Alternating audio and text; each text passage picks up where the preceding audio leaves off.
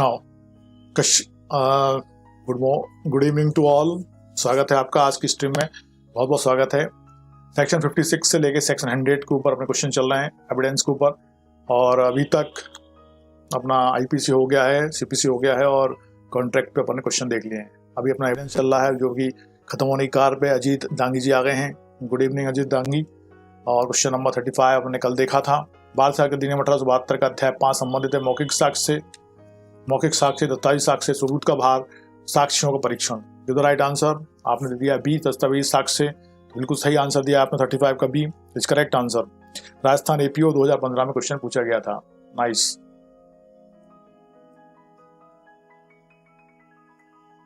दस्तावेजी साक्ष्य एकदम सही। Now question number 36। निम्न में से कौन सा तत्व साक्ष्य अधिनियम के मुख्य सिद्धांतों में से नहीं है? अभी परिहार, नमस्ते बेटा। निम्न में से कौन सा तत्व साक्ष्य अधिनियम के मुख्य सिद्धांतों में से नहीं है? साक्ष्य को बाद विषय तक सीमित होना चाहिए, अंशुष साक्ष्य स्वीकार नहीं करना चाहिए, अंशुष साक्ष्य स्वीकार कर लेना चाहिए, सर्वोत्तम साक्ष्य सभी मामलों में देना चाहिए। Give the right answer. Time starts now. कल क्वेश्चन 36 को अपन देखा था लास्ट में। ये मध्य प्रदेश विभाजन 1999 में क्वेश्चन पूछा गया था। निम्न में से कौन सा तत्व साक्ष्य अधिनियम के मुख्य सिद्धांतों में से नहीं है? वो बताना है जो मुख्य सिद्धांतों में से नहीं है। ठीक है।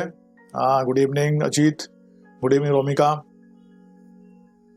सभी का स्वागत है, बहुत बहुत स्वागत है आज के स्ट्रीम में। एविडेंस अपने स्पीड से चल रहा है और जल्दी खत्म हो जाएगा, है ना। उसके बाद अपन नेक्स्ट सब्जेक्ट को लेंगे, लेकिन जो नए हैं और जिनने पुराने नहीं देखे हैं तो पुराने वीडियोस भी जाके देख सकते हैं, वीडियो के रूप में उपलब्ध रहते हैं यूट्यूब के ऊपर, है ना। तो निम्न में से कौन सा साक्ष्य अधिनियम के मुख्य सिद्धांतों में से नहीं है? जिस नेहा जोशी कह रही हैं। हाँ, good evening Sunanda, good evening to all.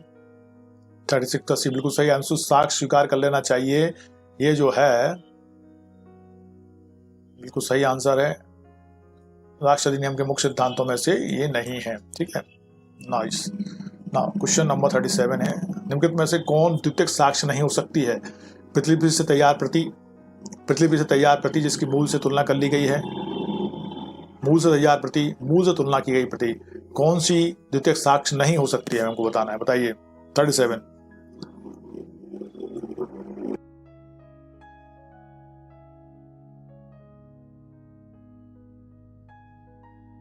Madhya Pradesh जज 1986 और 1989 में 2 बार आया, 86 में फिर 1989 में 2 बार क्वेश्चन रिपीट हुआ है। कौन सा द्वितीयक साक्ष्य नहीं हो सकती है?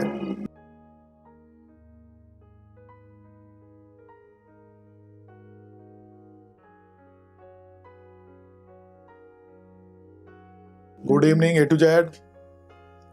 37 का डी कहा है सुनंदा ने, 36 का सी कह रहे हैं, ए टू जेड। ओके, और ओके किसी का भी आंसर सही नहीं आया है। नहीं, 36 तो हो गया। 37 का ए बिल्कुल सही है। पूजा सिंह ने कहा 37 का ए, प्रतिलिपि से तैयार प्रति, बिल्कुल सही है। एग्जैक्टली, प्रतिलिपि से तैयार प्रतिलिपि जो है वो द्वितीयक साक्ष्य नहीं हो सकती है, ऐसा 37 के अंतर्गत हमने देखा है।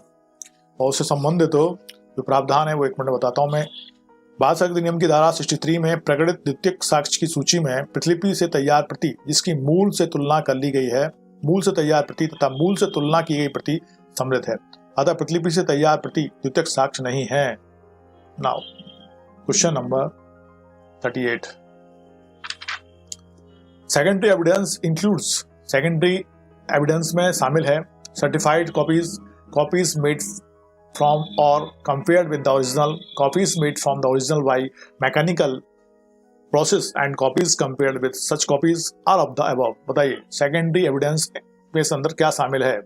38। और ये Uttar Pradesh judicial service film 2016 में पूछा गया था। सेकेंडरी एविडेंस में क्या शामिल है?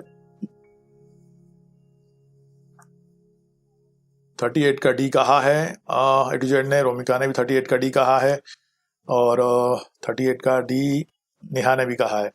वह और परिहार नहीं, पूजा सिंह ने बिल्कुल सही है। ऑल ऑफ द अबव बिल्कुल सही बेटा, एग्जैक्टली यही है। भारत साक्ष्य अधिनियम की धारा 63 द्वितीयक साक्ष्य से संबंधित है। इसके अनुसार द्वितीयक साक्ष्य विपरीत है और उसके अंतर्गत आते हैं एतस्मिन् पश्चात अंतर्विष्ट उपबंधों के अधीन दी हुई प्रमाणित प्रतियां, मूल से ऐसी यांत्रिक प्रक्रियाओं द्वारा जो प्रक्रियाएं स्वयं ही प्रतीक की शुद्धता सुनिश्चित करती हैं बनाई गई प्रतियां तथा ऐसी प्रतियों से तुलना की गई प्रतिलिपियां भी। और मूल से बनाई गई या तुलना की गई प्रतियां उन पक्षकारों को भेजो जिन्होंने उन्हें निष्पादित नहीं किया है। दस्तावेजों के प्रतिलेख किसी दस्तावेज की अंतर्वस्तु का उस व्यक्ति द्वारा जिसने स्वयं उसे देखा है दिया हुआ मौखिक वृत्तांत भी इसमें सेकेंडरी एविडेंस के अंतर्गत आएगा। क्वेश्चन नंबर 39, इनमें से कौन सा प्राथमिक साक्ष्य है? प्राइमरी एविडेंस कौन सा है? कमिश्नर ने रिपोर्ट तैयार कर उस पर हस्ताक्षर की, मूल मेडिकल प्रमाण पत्र तैयार की गई प्रति, वसीयत की छाया प्रति, एक फोटोग्राफ को दूसरे फोटो से बड़ा करना, इनमें से कौन सा प्राथमिक साक्ष्य है? बताइए। 39 मध्य प्रदेश रिजल्ट 2011 में क्वेश्चन आया था, इनमें से कौन सा प्राथमिक साक्ष्य है? आपको बताना है, प्राइमरी एविडेंस बताना है। ध्यान से क्वेश्चन पढ़ के आंसर देना। 39 का एक, हाँ सुनंदा ने, भूमिका ने, okay is correct, A is correct. Commissioner ने रिपोर्ट तैयार कर उस पर हस्ताक्षर किए, ये क्या हो गया? प्राथमिक साक्ष्य हो गया, है ना। बाकी सब मूल मेडिकल प्रमाण से तैयार की प्रति, वसीयत की छाया प्रति, एक फोटोग्राफ को दूसरे फोटो से बड़ा, ये सब सेकेंडरी में तो आ सकते हैं, लेकिन प्राथमिक साक्ष्य के रूप में ये है। बिल्कुल सही कहा आपने। नाउ क्वेश्चन नंबर 40, साक्ष्य अधिनियम की धारा 63 संबंधित है। प्राथमिक साक्ष्य से द्वितीयक साक्ष्य, दस्तावेजों के अंतर वस्तु का साक्ष्य और न्याय का अपेक्षा। जल्दी से आंसर दीजिए 40 का। क्वेश्चन नंबर 40, राजस्थान एपीओ 2015 में क्वेश्चन पूछा गया था।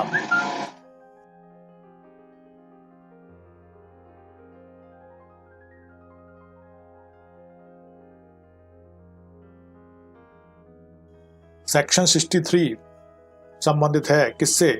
भूमिका ने कहा 40 का बी, पूजा ने कहा 40 का सी, सुनंदा ने कहा बी जो कहा है द्वितीयक साक्ष्य जो है बिल्कुल सही है। सेकेंडरी एविडेंस सेक्शन 63 में डिफाइन है और इसके बारे में नेहा जोशी 40 का डी कह रही हैं, डी नहीं है, बी है। ज्योति ने बी कहा था। अर्पित गुप्ता कह रहे हैं बी, बिल्कुल सही है, द्वितीयक साक्ष्य है।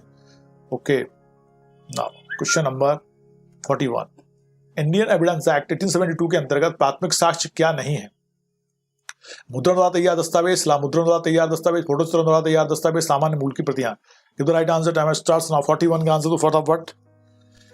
ये मध्य प्रदेश सिविल जज 2016 में क्वेश्चन पूछा गया था। भारतीय साक्ष्य अधिनियम 1872 के अंतर्गत प्राथमिक साक्ष्य क्या नहीं है? प्राथमिक साक्ष्य क्या नहीं है बताना है। प्राथमिक साक्ष्य क्या है नहीं बताना, क्या नहीं है बताना है।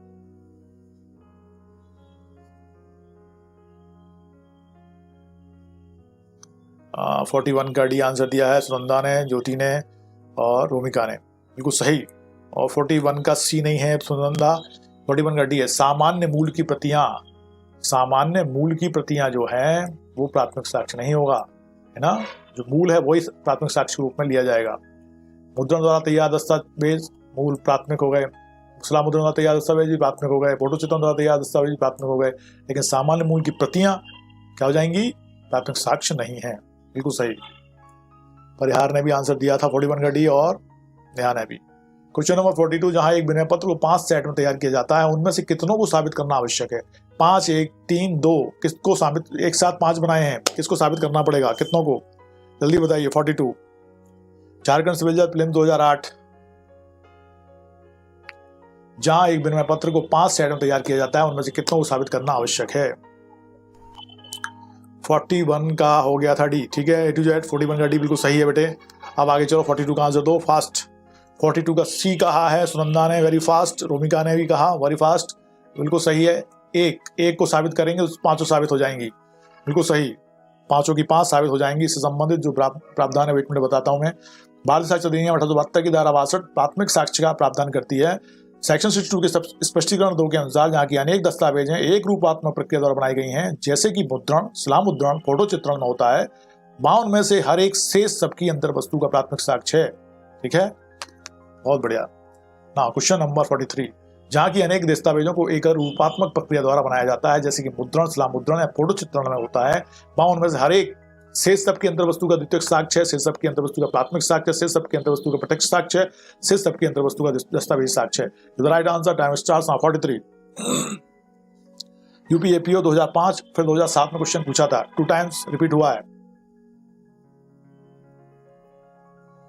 43, अर्पित कौन से क्वेश्चन का आंसर दे रहे हो अभी? ओके, अर्पित ने कहा बी, हमें लगता है इसका 43 का ही कहा है आपने। 43 का बी इज करेक्ट आंसर। शेष सबके अंतर वस्तु का प्राथमिक साक्ष्य है। बिल्कुल सही, एग्जैक्टली यही बताया था मैंने इससे पहले अभी आपको। जो एक रूपात्मक प्रक्रिया द्वारा बनाया जाता है और मुद्रण, शिलामुद्रण या फोटोचित्रण में, तो वो सब कैसे हो जाएंगे? अंतर वस्तु का प्राथमिक साक्ष्य। Good evening Bharat, good evening Bharat, Bhumi Chauhan. Okay बेटा, चलो स्टार्ट करो फटाफट। 44, एक मूल विक्रय पत्र की 4 छायाचित्र एक ही यांत्रिक प्रक्रिया द्वारा तैयार किए गए। क्या यह कहना सच है कि प्रत्येक छायाचित्र दूसरे छायाचित्रों की विषय वस्तु की प्राथमिक साक्ष्य है? प्रत्येक छायाचित्र मूल विक्रय पत्र की प्राथमिक साक्ष्य है। ऐसा कोई भी छायाचित्र किसी का भी प्राथमिक साक्ष्य नहीं है। उपरोक्त में कोई भी कथन सही नहीं है। बताइए। अच्छा क्वेश्चन है। अभी जो आपने देखा स्पष्टीकरण, उसके आधार पर ये question number 44 Madhya Pradesh APO 1993 में क्वेश्चन पूछा गया था।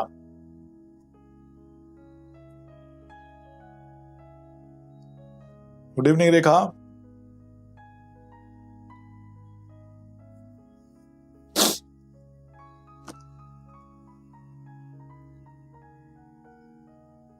Good evening Nirmala.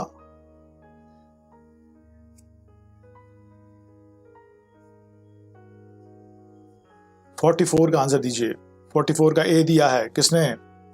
44 का ए नहीं है सही। 44 का ए नहीं है। ऐसा कोई भी छायाचित्र किसी का भी प्राथमिक साक्ष्य नहीं है। क्या सही नहीं है? कहना सच है कि क्या सही है? बताइए। एक मूल विक्रय पत्र की 4 छायाचित्र एक ही यांत्रिक प्रक्रिया द्वारा तैयार किए गए। 4 छायाचित्र एक ही यांत्रिक प्रक्रिया द्वारा तैयार किए गए। क्या यह कहना सच है कि ऐसा कोई भी छायाचित्र किसी का भी प्राथमिक साक्ष्य नहीं है?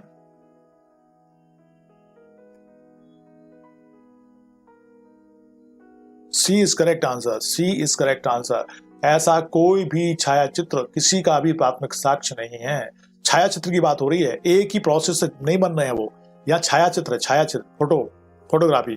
तो यहां से संबंधित एक प्रावधान सुनने का है, जहां अनेक दस्तावेज एक रूपात्मक प्रक्रिया द्वारा मुद्रण, शिलामुद्रण, लिथोग्राफी एंड फोटोचित्रण, फोटोग्राफी द्वारा बनाए जाते हैं, वहां उनमें से प्रत्येक एक शेष सबकी अंतर वस्तु का प्राथमिक साक्ष्य। किंतु जहां कि वे सब किसी सामान्य मूल की प्रतियां हैं, मतलब फोटोकॉपी, यहाँ वहां पे मूल के अंतर वस्तु का प्राथमिक साक्ष्य नहीं है। स्पष्टीकरण 2 धारा 62 के अंतर्गत, भारत सरकार के अधिनियम के अंतर्गत है ना। मतलब सेक्शन 62 का जो स्पष्टीकरण 2 है इंडियन एविडेंस एक्ट का, उसके बारे में प्रावधान करता है। एक ही यांत्रिक प्रक्रिया द्वारा तैयार किए गए एक मूल विक्रय पत्र के 4 छायाचित्र में से ऐसा कोई भी छायाचित्र किसी का भी प्राथमिक साक्ष्य नहीं है। ठीक है, तो यहाँ पे छायाचित्र हैं वो। ठीक है, तो छायाचित्र हैं तो वो प्राथमिक साक्ष्य नहीं होंगे।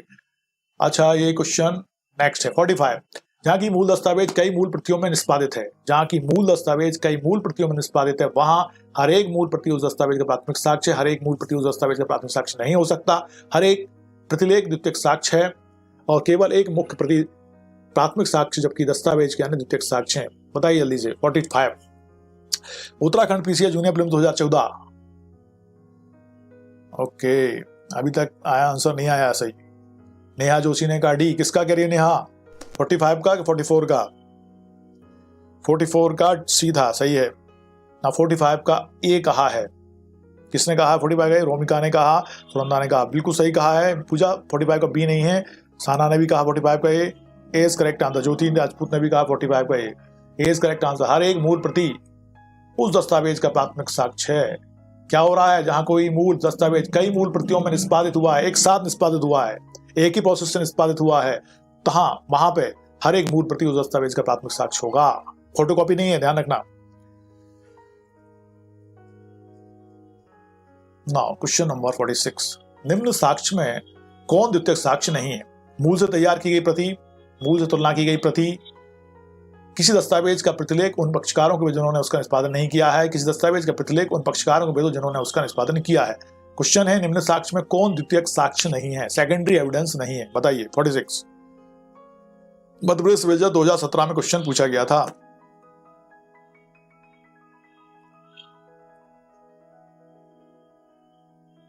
द्वितीयक साक्ष्य नहीं है बताना है हमको, सेकेंडरी एविडेंस नहीं है। ये नहीं पूछा कि सेकेंडरी एविडेंस कौन है, ये पूछा सेकेंडरी एविडेंस कौन नहीं है। तो आंसर दिया है 46 का सी, भरत ने कहा 46 का ए, रोमिका इज करेक्ट। 46 का डी, किसी दस्तावेज का प्रतिलेख उन पक्षकारों के विरुद्ध जिन्होंने उसका निष्पादन किया है, प्राथमिक साक्ष्य होगा, ना कि द्वितीयक साक्ष्य। ठीक है, इसलिए डी इज करेक्ट। यहां पूछा है द्वितीयक साक्ष्य नहीं है, ये हो गया प्राथमिक साक्ष्य, तो वो वहां पे द्वितीयक साक्ष्य नहीं है, इसलिए आंसर क्या हो गया? 46 का D. D is correct answer. 46 का डी। भारतीय साक्ष्य अधिनियम की धारा 62 के स्पष्टीकरण 2 में प्रावधानित है कि जहां कोई दस्तावेज प्रतिलेख में निष्पादित है और एक प्रतिलेख पक्षकारों में से केवल एक पक्षकार या कुछ पक्षकारों द्वारा निष्पादित किया गया है, वहां हर एक प्रतिलेख उन पक्षकारों के विरुद्ध जिन्होंने उसका निष्पादन किया है प्राथमिक साक्ष्य होगा, ना कि द्वितीयक। इसलिए वेलकम बेटा रोमिका। नाउ क्वेश्चन नंबर 47, निम्नलिखित में से सबसे अच्छा साक्ष्य कौन सा है? दस्तावेजी साक्ष्य, अंशुष साक्ष्य, प्रत्यक्ष साक्ष्य, परिस्थितिक साक्ष्य। सबसे अच्छा साक्ष्य बताना है कौन सा होगा? दस्तावेजी, प्रत्यक्ष, अंशुष साक्ष्य और पारिस्थितिक साक्ष्य। 47 यह आया था आपका उत्तराखंड पीसीएस जूनियर प्रीलिम्स 2011 में। सबसे अच्छा साक्ष्य कौन सा है?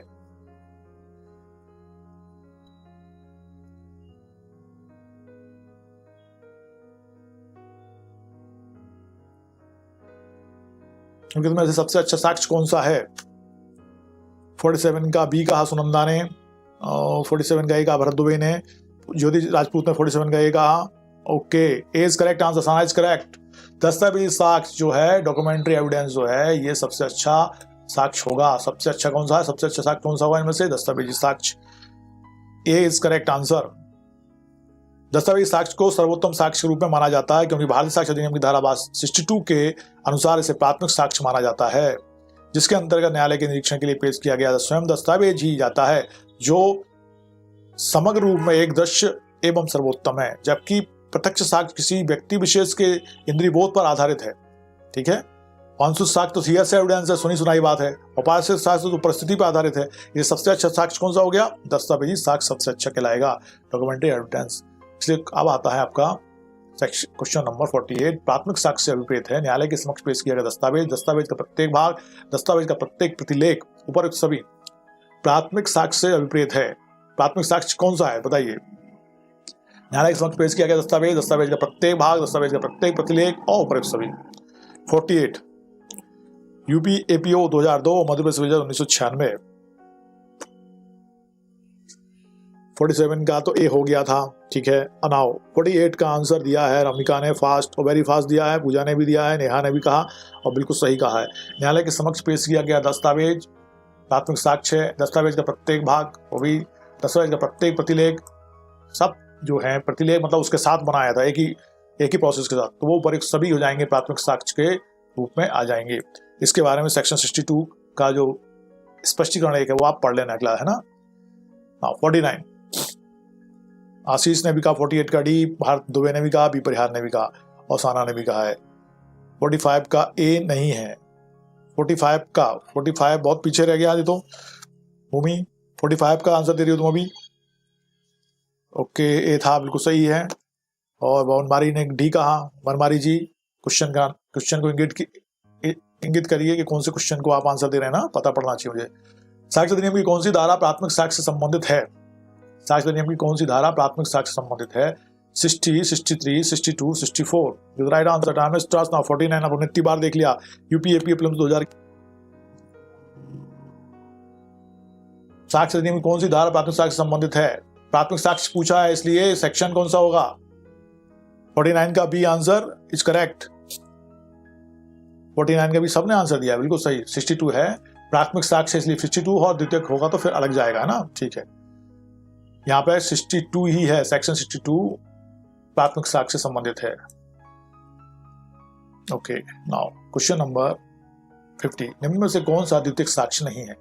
यांत्रिक प्रक्रिया से मौलिक से प्रतिलिपि का बनाना, मौलिक से प्रतिलिपि बनाना या तुलनात्मक तरीके से बनाना, किसी दस्तावेज का मौखिक वचन उस व्यक्ति के द्वारा जिसने उस दस्तावेज को देखा है, फोटोचित्र का मौखिक वचन, कौन सा द्वितीयक साक्ष्य नहीं है? आंसर क्या देना है? द्वितीयक साक्ष्य नहीं है बताना है आपको। 50 बिहार पीसीएस जूनियर प्रीलिम्स 2009, निम्न में से कौन सा द्वितीयक साक्ष्य नहीं है? और पूजा सिंह ने कहा 50 का क्या आंसर दिया है पूजा तुमने? अभी दिया नहीं आंसर ना। 50 का सी कह रहे हैं भरत। रूमिका ने कहा 50 का D. Okay, D is correct answer. Sana 50 का बी नहीं है, डी है। भरत परिहार ने सही दिया है आंसर, रूमिका ने सही दिया है। फोटो चित्र का मौखिक वचन द्वितीयक साक्ष्य में ग्राह्य नहीं होगा। किसी दस्तावेज का मौखिक वचन उस व्यक्ति द्वारा जिसने उस दस्तावेज को देखा है, द्वितीयक साक्ष्य हो सकता है। मौलिक से प्रतिलिपि बनाना, तुलनात्मक बनाना द्वितीयक साक्ष्य हो सकता है। यांत्रिक प्रक्रिया से मौलिक से प्रतिलिपि का बनाना द्वितीयक साक्ष्य में आएगा, लेकिन फोटो चित्र का मौखिक वचन द्वितीयक साक्ष्य में नहीं आएगा।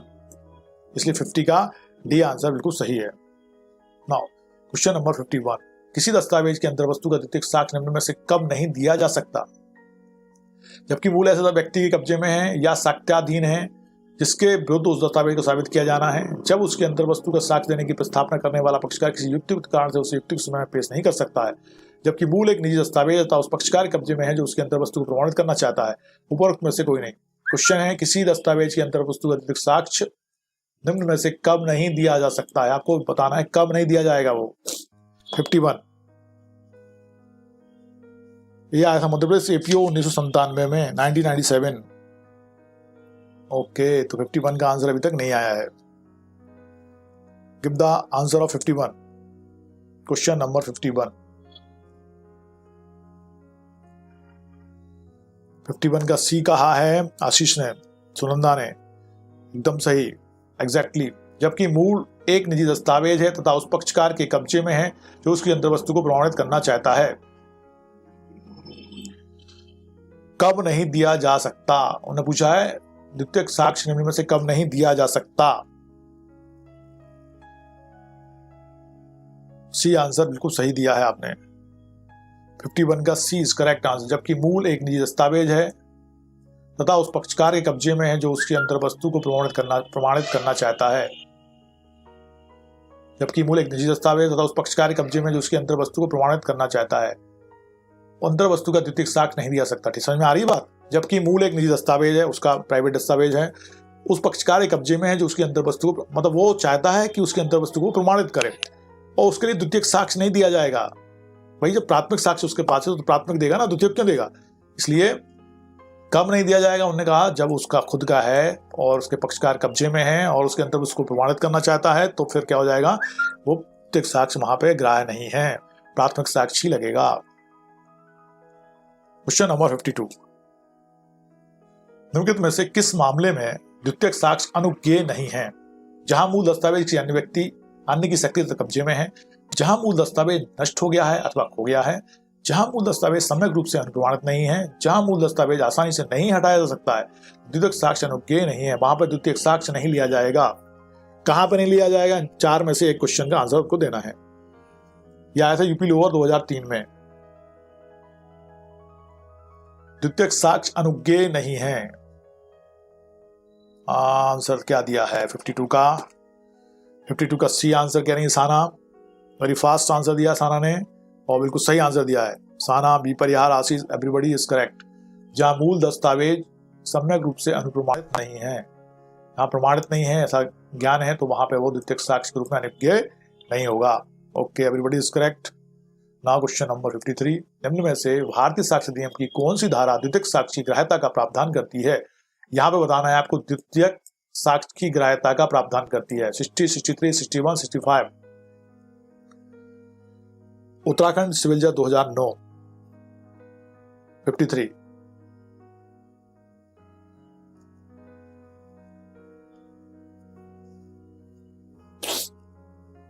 53 का डी आंसर दिया है रोमिका ने, वेरी फास्ट, एकदम सही दिया है आंसर। Section 65 is correct. इसके संबंध में प्रावधान है जो इंडियन एविडेंस एक्ट की धारा 65 है, द्वितीयक साक्ष्य की ग्राह्यता का प्रावधान करती है। जबकि धारा 60 में मौखिक साक्ष्य के बारे में बताया गया है और धारा 61 में दस्तावेजी साक्ष्य के अंतर वस्तु का सबूत है, और धारा 65 में द्वितीयक साक्ष्य प्रस्तुत किए जाने की स्थितियों के संबंध में प्रावधान किया गया है। तो सेक्शन 65 इज करेक्ट। यहाँ पे 53 का जो आंसर है वो डी है, जिसने भी दिया है सबने दिया है लगभग। Okay, D is correct answer. C दिया है साना ने, सी नहीं है Sana. Okay, now question number 54, भारतीय साक्ष्य नियम की कौन सी धारा प्रावधान करती है कि दस्तावेज के अंतर वस्तु प्राथमिक साक्ष्य द्वारा साबित की जानी चाहिए? प्राथमिक साक्ष्य द्वारा साबित की जाना चाहिए। 61, 63, 62, 64 बताइए। 54 का आंसर। उत्तराखंड सिविल जज 2009 किस सेक्शन के अंतर्गत प्राथमिक साक्ष्य द्वारा साबित की जाने की बात कही गई है? कौन सी धारा प्रावधान करती है कि दस्तावेज की अंतर वस्तु प्राथमिक साक्ष्य द्वारा साबित की जानी चाहिए? तो आंसर दिया है आपने, रोमिका ने दिया है आंसर 54 का डी, नेहा ने भी कहा है और पूजा सिंह ने भी कहा है, और जिसने भी डी आंसर दिया है, चेतना ने कहा B, D is correct answer. Bharat, Rekha, धारा 64 सेक्शन 64 में ये कहा गया है कि धारा 65 के अंतर्गत प्रगणित उन परिस्थितियों में नहीं जिनमें द्वितीयक साक्ष्य दिया जा सकता है। मतलब जबकि मूल एक निजी दस्तावेज है तथा उस पक्षकार के कब्जे में है जो उसके अंतर वस्तु को प्रमाणित करना चाहता है। और धारा 65 जो है वो मैंने देख लिया था अभी। तो यहाँ पे सेक्शन जो क्वेश्चन नंबर 54 है वो क्या कह रहा है अपना, 64 में प्रावधान किया गया है कि दस्तावेजों की अंतर वस्तु प्राथमिक साक्ष्य द्वारा साबित की जानी चाहिए।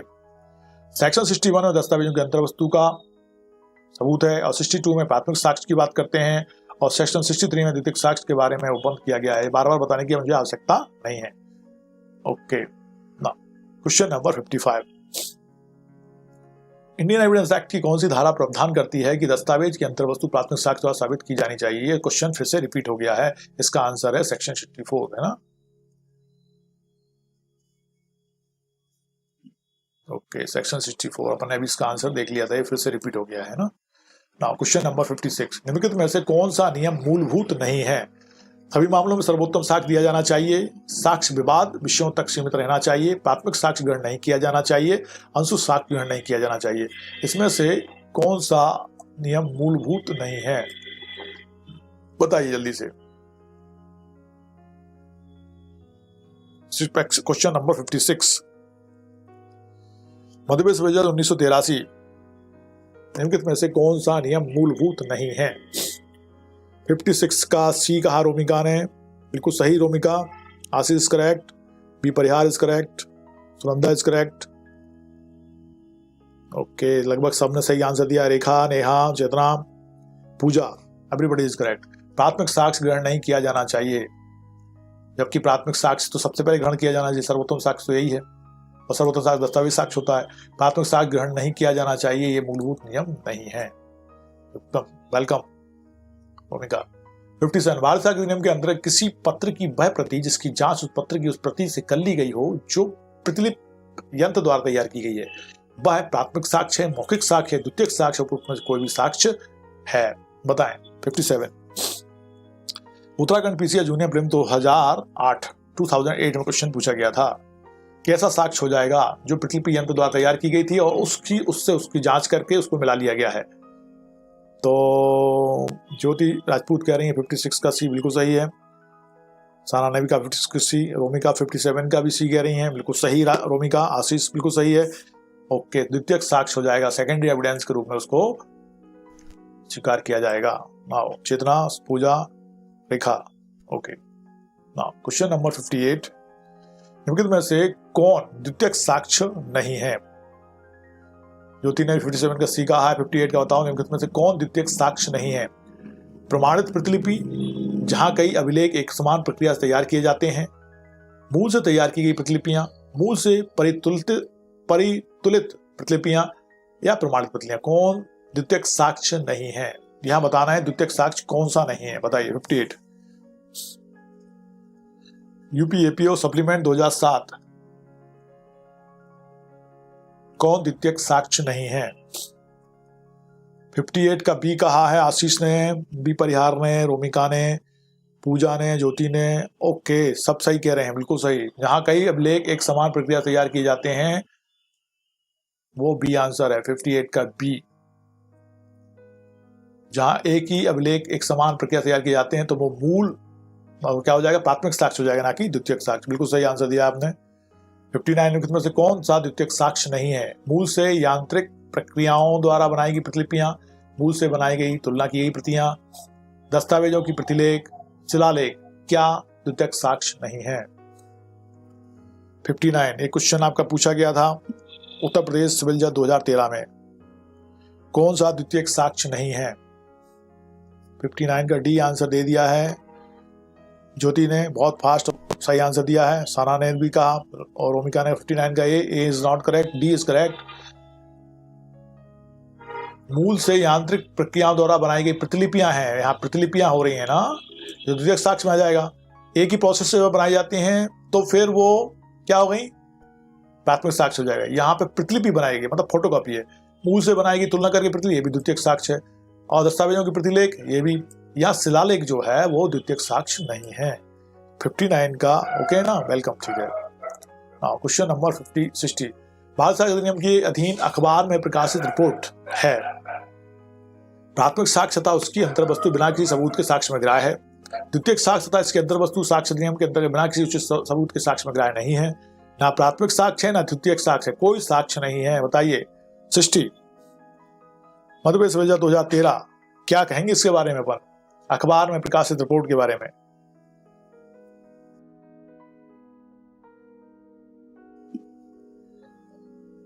अखबार में प्रकाशित रिपोर्ट के बारे में क्या कहा जाएगा?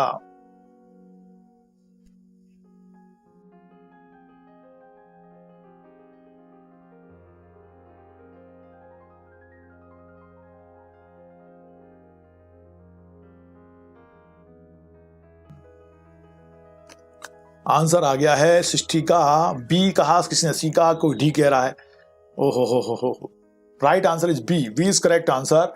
द्वितीयक साक्ष्य है तथा इसकी अंतर्वस्तु साक्ष्य अधिनियम के अंतर्गत बिना किसी उचित सबूत के साक्ष्य में ग्राह्य नहीं है।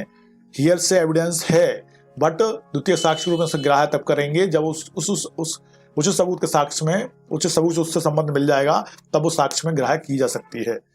उचित सबूत उससे संबंधित मिलना चाहिए। ठीक है, हियर से एविडेंस तो है ही, लेकिन द्वितीयक साक्ष्य तथा इसके अंतर्वस्तु साक्ष्य अधिनियम के अंतर्गत बिना किसी उचित सबूत के साक्ष्य में ग्राह्य नहीं होगी, ऐसा वो कह रहे हैं। साक्ष्य अधिनियम की धारा 63 द्वितीयक साक्ष्य तथा धारा 65 उन परिस्थितियों की जिनमें द्वितीयक साक्ष्य ग्राह्य है का वर्णन करती है। समाचार पत्र में छपी कोई बात या रिपोर्ट इत्यादि द्वितीयक साक्ष्य है तथा बिना किसी उचित सबूत के यह ना तो साक्ष्य में ग्राह्य है ना सुसंगत व पर्याप्त है। उच्चतम न्यायालय ने कमरूल इस्लाम बनाम एसके कांटा AIR 1994 सुप्रीम कोर्ट 1733 में अपने निर्णय में इसी आशय का कथन अभिनिर्धारित किया था। Now question number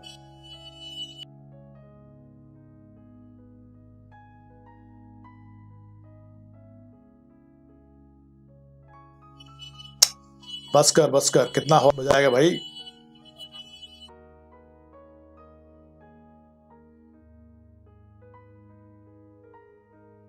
now question number 61 साक्ष्य अधिनियम के अंतर्गत भवन का फोटोग्राफ है। साक्ष्य अधिनियम के अंतर्गत भवन का फोटोग्राफ है।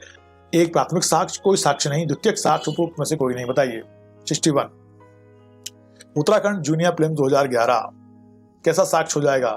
एक भवन का फोटोग्राफ लिया है, एक कैसा साक्ष्य हुआ? एक प्राथमिक साक्ष्य है, द्वितीयक साक्ष्य है, कोई साक्ष्य नहीं। 61 का बी आंसर दिया है सुनंदा ने। Sunanda is correct. 61 का बी परिहार ने भी दे दिया था और वहां रोमिका ने भी दिया। Very fast. ओके 61 का ए ज्योति ने भी कहा है, लेकिन ए नहीं है, बी है। प्राथमिक साक्ष्य नहीं है, द्वितीयक साक्ष्य है। वो द्वितीयक साक्ष्य है। नाउ 62 सेक्शन, इसमें पहले इसको देख लेंगे अपन। 61 का जो था साक्ष्य अधिनियम की धारा 63 का दृष्टांत का के अनुसार किसी मूल फोटो चित्र यद्यपि दोनों की तुलना ना की गई हो, तथापि यदि यह साबित किया जाता है कि फोटो चित्रित वस्तु मूल थी, उस मूल की अंतर्वस्तु का द्वितीयक साक्ष्य है, अतः भवन का फोटो चित्र द्वितीयक साक्ष्य माना जाएगा सेक्शन 63 के दृष्टांत का के अनुसार। ठीक है। नाउ क्वेश्चन नंबर 62 लिखा है, ये 42 लिख गया है, इसको मैं 62 कर देता हूं। इसको 62 कर देते हैं अपन। इसको अपन कर देते हैं 62। नाउ परिवार समझौता पत्र की फोटो प्रतिलिपि न्यायालय के समक्ष पेश की जा सकती है। एक प्राथमिक साक्ष्य के रूप में, मूल साक्ष्य के रूप में, द्वितीयक साक्ष्य के रूप में, इलेक्ट्रॉनिक साक्ष्य के रूप में। परिवार समझौता पत्र की फोटो प्रतिलिपि, बताइए। यह आया था आपका उत्तराखंड पीसी या जूनियर प्रीलिम्स 2016 में। कैसे उसको स्वीकार किया जाएगा? 62 का सी कहा है, इसने कहा है 62 का C. Everybody is correct. Okay, सब सही कह रहे हैं। 62 का सी नहीं है, इतना बी नहीं है, सी है। C is correct answer. द्वितीयक साक्ष्य के रूप में, सी इज करेक्ट आंसर। द्वितीयक साक्ष्य के रूप में उसको ग्राह्य किया जाएगा। परिवार समझौता पत्र की फोटो प्रतिलिपि न्यायालय के समक्ष पेश की जा सकती है एक सेकेंडरी एविडेंस के रूप में। नाउ क्वेश्चन नंबर 63 किसी मूल दस्तावेज से बनाई गई फोटो प्रतियां हैं, किसी मूल दस्तावेज से बनाई गई फोटो प्रतियां हैं मतलब फोटोकॉपी, प्राथमिक साक्ष्य हैं, द्वितीयक साक्ष्य हैं, अनुसूचित साक्ष्य है, उपरोक्त में से कोई भी साक्ष्य नहीं है। 63 उत्तर प्रदेश एपीओ प्रीलिम्स 2011 में क्वेश्चन पूछा गया था।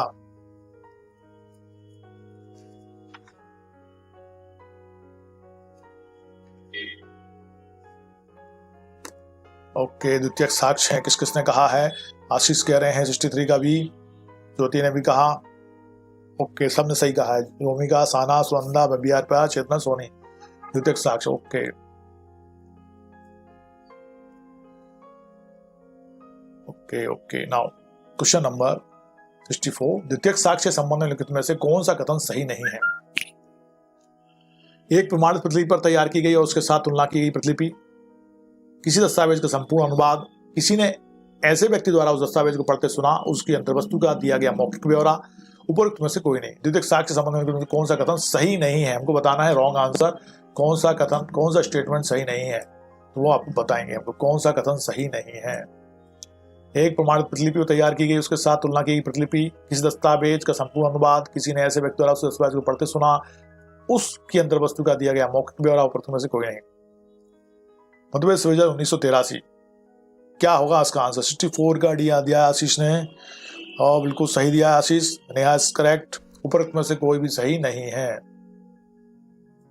एक प्रमाणित प्रतिलिपि पर तैयार की गई और उसके साथ तुलना की गई प्रतिलिपि, किसी दस्तावेज का समूह, यहाँ पे एक प्रमाणित प्रतिलिपि पर तैयार की गई प्रतिलिपि तो क्या हो जाएगी? द्वितीयक साक्ष्य में नहीं है। किसी दस्तावेज का संपूर्ण अनुवाद भी द्वितीयक साक्ष्य में नहीं है, और किसी व्यक्ति के दस्तावेज को पढ़ा, उस किसी ने सुना, फिर उसके बारे में कह रहा है, तो वह द्वितीयक साक्ष्य नहीं है। तो ये सभी द्वितीयक साक्ष्य रूप में स्वीकार नहीं होंगे। तो 64 का डी आंसर बिल्कुल सही है। 65 के बारे में बात करेंगे अपन। बादकालीन भरण पोषण के दावे के एक बाद में पति स्थायी रूप से अमेरिका का निवासी है तथा उसका बयान इलेक्ट्रॉनिक उपकरण के द्वारा अभिलिखित करने की अनुमति दी जा सकती है। हाँ, परंतु उसे दूसरे पक्ष साक्षी के द्वारा साबित किया जाना होगा, कदापि नहीं। असाधारण मामलों में न्यायालय पर्याप्त कारणों को लिपिबद्ध कर उसकी अनुमति प्रदान कर सकता है। 65 का आंसर दीजिए। अच्छा क्वेश्चन है, कब आया था? यूपी लोअर प्रीलिम्स 2004 में। बादकालीन भरण पोषण के दावे के एक बाद में पति स्थायी रूप से अमेरिका का निवासी है, क्या उसका बयान इलेक्ट्रॉनिक उपकरण के द्वारा अभिलिखित करने की अनुमति दी जा सकती है? 65 का बी कहा रोमिका ने, वेलकम नेहा। 65 का डी आंसर इज करेक्ट। असाधारण मामलों में न्यायालय पर्याप्त कारणों को लिपिबद्ध कर उसकी अनुमति प्रदान कर सकता है, उससे संबंधित प्रावधान है। साक्ष्य नियम के अंतर्गत असाधारण मामलों में न्यायालय पर्याप्त कारणों को लिपिबद्ध करते हुए बादकालीन भरण पोषण के दावे के बाद में पति का बयान इलेक्ट्रॉनिक उपकरण के द्वारा अभिलिखित करने की अनुमति दे सकता है। Now question number 66। 65 का डी आंसर था डी। 65 का D is correct, Sunanda is correct. Okay, 66 निम्नलिखित में से किस परिस्थिति में दस्तावेज के संबंध में द्वितीयक साक्ष्य नहीं दिया जा सकेगा, जबकि यह दर्शित किया जावे कि मूल उस व्यक्ति के कब्जे में है जिसके विरुद्ध उस दस्तावेज को साबित किया जाना है, जबकि मूल उस व्यक्ति के कब्जे में है जो उसे साबित करना चाहता हो, जबकि मूल उस व्यक्ति की उपेक्षा या व्यतिक्रम के बिना जो उसे साबित करना चाहता है हो गया है, जबकि मूल इस प्रकृति का है कि जिसे आसानी से स्थानांतरित नहीं किया जा सकता। तो किस स्थिति में द्वितीयक साक्ष्य नहीं दिया जाएगा आपको बताना है। चारों में से एक ऑप्शन चुन के जल्दी से बताइए। 66 मध्य प्रदेश एडीपीओ 2015 में क्वेश्चन पूछा गया था। 66 का ए कह रही है रोमिका। ओके, 66 का आंसर ए नहीं है, सुनंदा करेक्ट। 66 का बी आंसर बिल्कुल सही है, ज्योति करेक्ट है। जबकि मूल उस व्यक्ति के कब्जे में है जो उसे साबित करना चाहता है, जो साबित करना चाहता है उसके पास मूल है, तो वो द्वितीयक साक्ष्य क्यों देगा? द्वितीयक साक्ष्य देगा तो वो स्वीकार नहीं होगा ना भाई, उसके पास मूल है तो मूल प्रस्तुत करो। ठीक है, तो 66 का B answer is correct. Okay, लगभग सबने आंसर सही दिया है। B Parihar, Chetna, Sana, Neha, Romika. Okay, question number 67 निम्नलिखित में से कौन सी अवस्था में किसी दस्तावेज की अंतर वस्तु का द्वितीयक साक्ष्य नहीं दिया जा सकेगा, जबकि मूल दस्तावेज एक लोक दस्तावेज है, जबकि मूल नष्ट हो गया है, जबकि मूल अग्राह्य पाया गया है, जबकि मूल को आसानी से स्थानांतरित नहीं किया जा सकता। किस कंडी में द्वितीयक साक्ष्य नहीं दिया जा सकेगा? इसका आंसर जल्दी से दे सकते हैं अपन 67 का मध्य विश्वविद्यालय 1996। लगभग सब इसका सही आंसर दे देंगे, सब मुझे लग रहा है। 66 का भी सही है, भरत परिहार।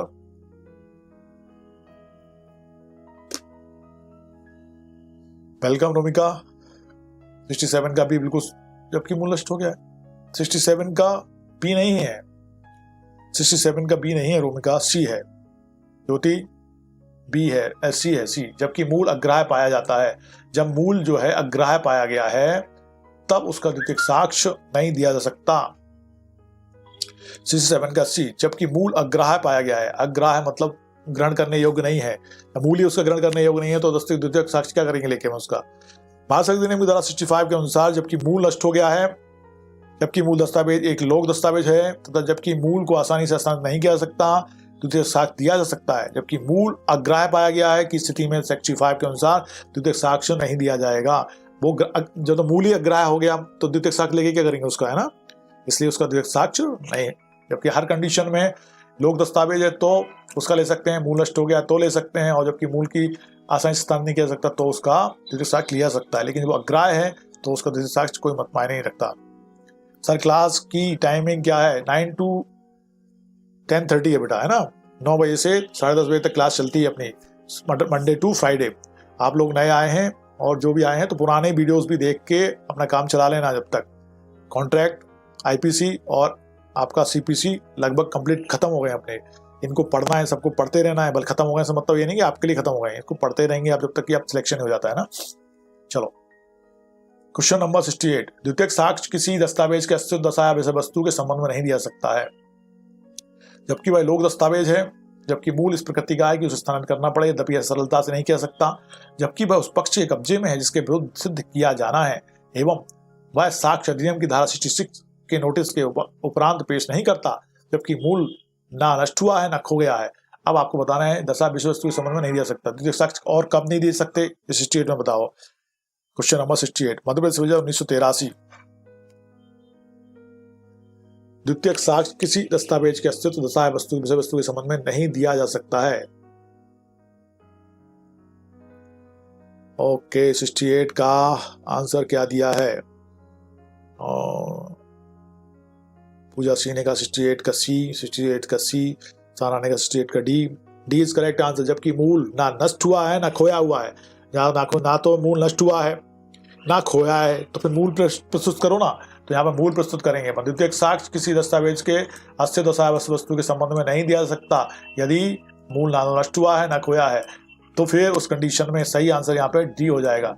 बाकी आंसर कम सही है, लेकिन ज्यादा सही क्या है? जबकि मूल ना नष्ट हुआ है ना खोया हुआ है, क्योंकि इतना ही दिया है क्वेश्चन में, और कुछ आगे दिया होता तो अपन कुछ और अंदाज लगाते हैं। लेकिन यहाँ करेक्ट आंसर क्या हो जाएगा? जबकि मूल ना नष्ट हुआ है ना खोया गया है, तो फिर आपका मूल दस्तावेज प्रस्तुत किया जाएगा, ना कि secondary evidence. Question number 69, electronic अभिलेखों संबंधित साक्ष्य के विषय में भारतीय साक्ष्य अधिनियम की किस धारा में विशेष प्रावधान दिया गया है? इलेक्ट्रॉनिक अभिलेखों से संबंधित साक्ष्य के बारे में 59, 65A, 63, 57A, बताइए जल्दी से। डेफिनेशन पे आधारित है।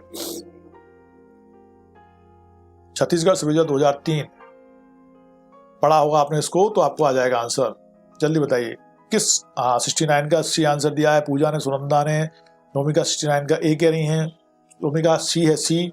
65A, सेक्शन 65A इलेक्ट्रॉनिक अभिलेखों से संबंधित है।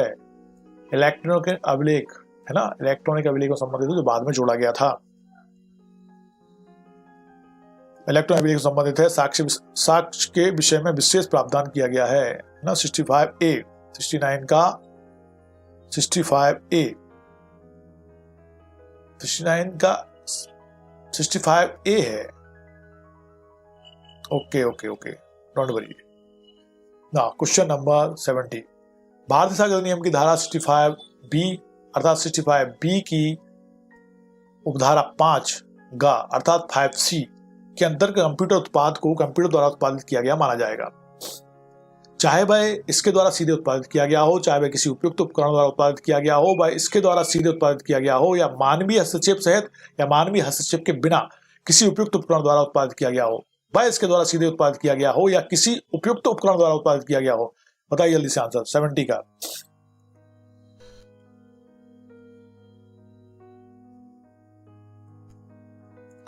मध्य प्रदेश विभाजन 2005 फिर 2006 में क्वेश्चन पूछा गया था। भारतीय अधिनियम की धारा 65C के अंतर्गत कंप्यूटर उत्पाद को कंप्यूटर द्वारा उत्पादित किया गया माना जाएगा। ओके 70 का लगभग सही, सबने सही दिया। रोमिका इज करेक्ट, नेहा, सुनंदा, आशीष, चेतना नहीं, चेतना ने 70 का बी दिया है। सी है, सी विधिक ज्ञान ने भी सी दिया है और सी इज करेक्ट आंसर। वह इसके द्वारा सीधे उत्पादित किया गया हो या मानवीय हस्तक्षेप सहित या मानवीय हस्तक्षेप के बिना किसी उपयुक्त उपकरण द्वारा उत्पादित किया गया हो तो यह कहलाया जाएगा कि 65B के क्लास 5C के अंतर्गत कंप्यूटर उत्पादित है वो और कंप्यूटर का उत्पाद है। क्वेश्चन नंबर 71, भारतीय साक्षरता अधिनियम 1872 की धाराओं में से निम्न किस धारा में इलेक्ट्रॉनिक अभिलेख की ग्राह्यता को बताया गया है? इलेक्ट्रॉनिक अभिलेख की ग्राह्यता को बताया गया। अभी ये क्वेश्चन आया था, फिर से रिपीट हुआ है, जल्दी से इसका सही आंसर देंगे सारे के सारे। 71 ये आपका यूपी सिविल 2013, 2016, 2008, 2015 में उत्तराखंड में फिर से एपीओ में 2010 में, फिर एमपी एपीओ में 2002 में, फिर 2008 में क्वेश्चन पूछा गया है। मैनी टाइम्स रिपीट हुआ है।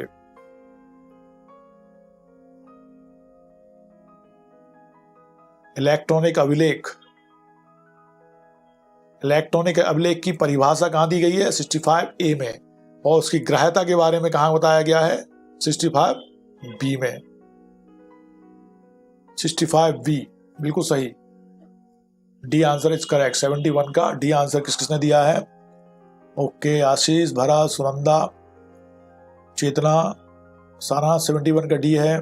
पूजा, ज्योति, सब बिल्कुल सही।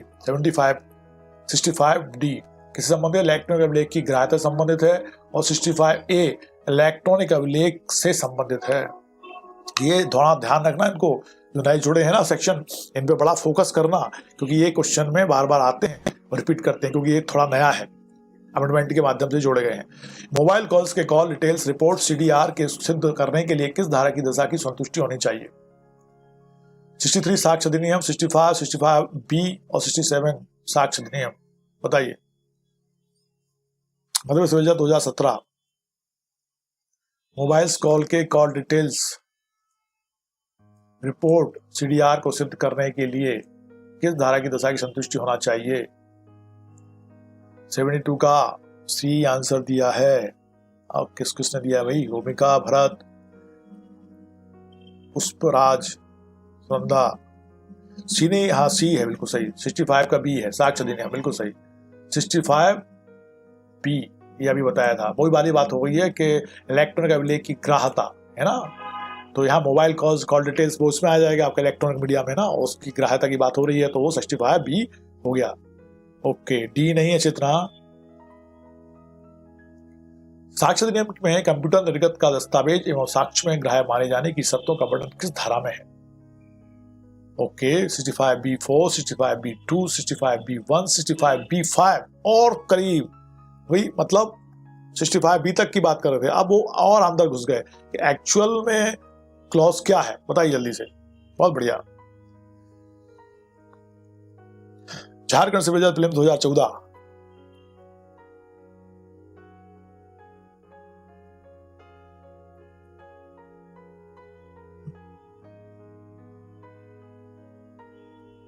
64 का 63 का आंसर दे रही है सुनंदा। 73 का सी।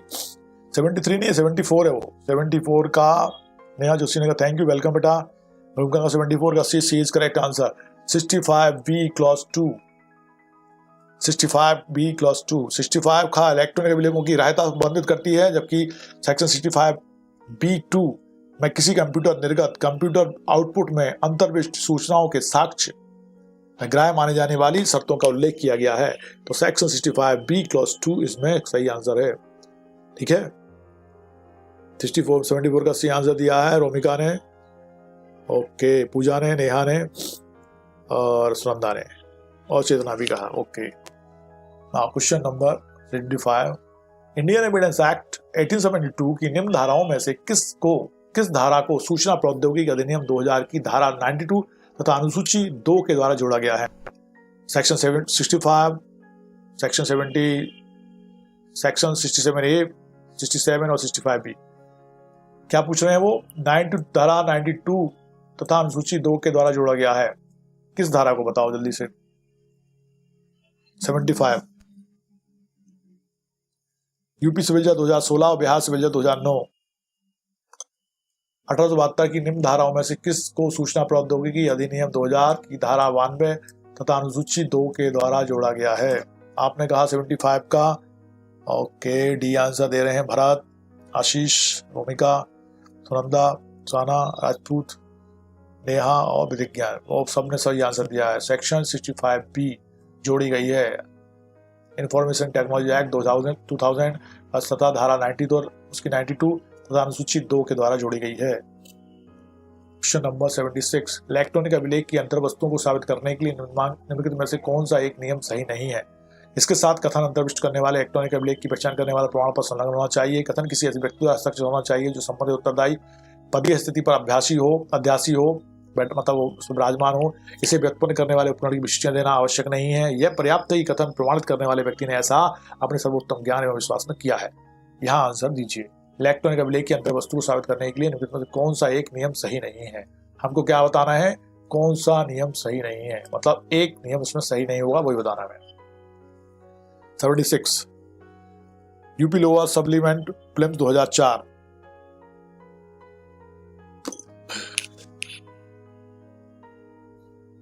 ओके, क्या आवश्यक नहीं है? आशीष ने कहा 76 का सी। ओके, पुष्प कह रहे हैं 67A।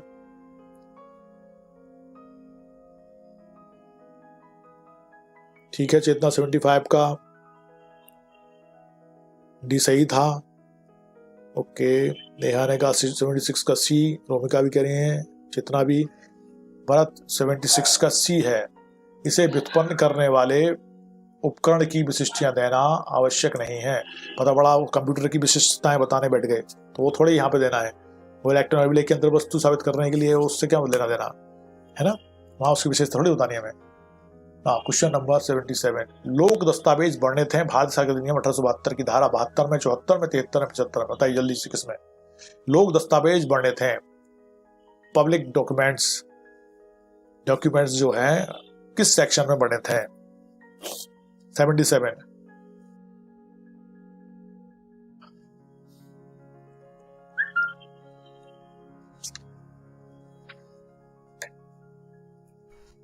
कौन सा दस्तावेज लोक दस्तावेज है? नहीं 77 की बात चल रही है। किस सेक्शन में वर्णित हैं? आपने आंसर क्या दिया है? 77 का सी दिया है आशीष ने, साना ने। ओके, 77 का रोमिका ने दिया। वेरी फास्ट, बिल्कुल सही आंसर दिया रोमिका। ओके, सेक्शन 74 इससे संबंधित है। जो लोक दस्तावेज वर्णित हैं भारत संविधान की धारा 1872 में, वो सेक्शन है 74। सेक्शन 74 में ये वर्णित हैं।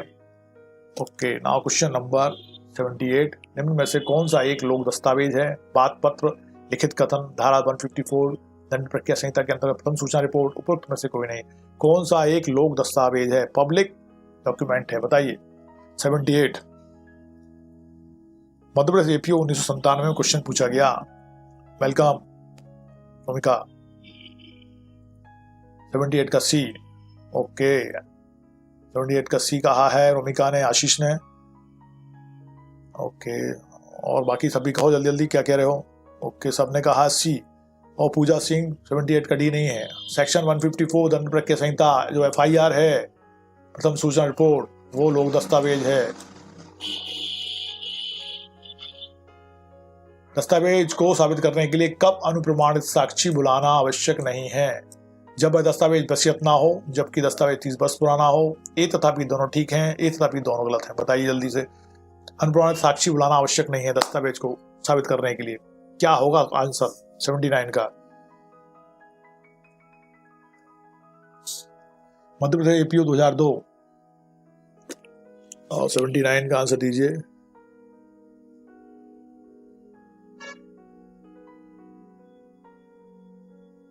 और 78 का सी हो गया, शिवानी ने कहा।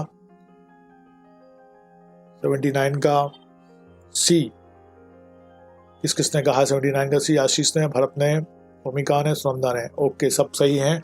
ईता भी दोनों सही हैं। जब वह दस्तावेज वसीयत ना हो, एक जब वह 30 वर्ष पुराना हो तो वहाँ पे आवश्यक नहीं है उसको सिद्ध करना, वो सब है ना, अनुप्रमाणित करने की आवश्यकता नहीं है। 80 कोई अनुप्रमाणित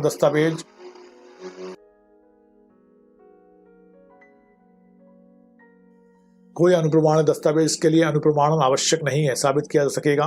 कम से कम एक अनुप्रमाणक साक्ष्य को बुलाकर दो नहीं अनुप्रमाणक साक्ष्यों को बुलाना होगा। दस्तावेज साबित नहीं किया जा सकता बिना अनुप्रमाणक साक्ष्यों को बुलाए। बताइए। 80 क्वेश्चन नंबर 80 है आपका, राजस्थान JLO 2014। कोई अनुप्रमाणक दस्तावेज के लिए अनुप्रमाण आवश्यक नहीं है, साबित किया जा सकेगा।